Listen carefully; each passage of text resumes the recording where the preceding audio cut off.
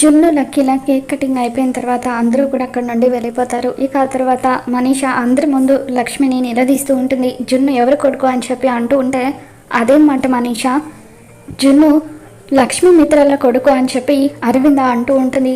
జున్ను లక్ష్మికి కొడుకు సరే, కానీ జున్ను మిత్రకి కొడుకు కాదు అని చెప్పి మనీషా అంటూ ఉంటుంది. నువ్వేం మాట్లాడుతున్నావు? జున్ను లక్ష్మికి కొడుకు అయినప్పుడు మిత్రకు కూడా కొడుకే అవుతాడు కదా అని చెప్పి అరవింద జయదేవ్ వాళ్ళు అంటూ ఉంటారు. ఇక అప్పుడు మనీషా, జున్ను లక్ష్మికి అర్జున్కి పుట్టిన కొడుకు, వీళ్ళిద్దరి మధ్య సంబంధం ఉంది అని చెప్పి అంటూ ఉంటే, ఇక అప్పుడు లక్ష్మి అబద్ధం కాదు అని గట్టిగా అరుస్తూ ఉంటుంది.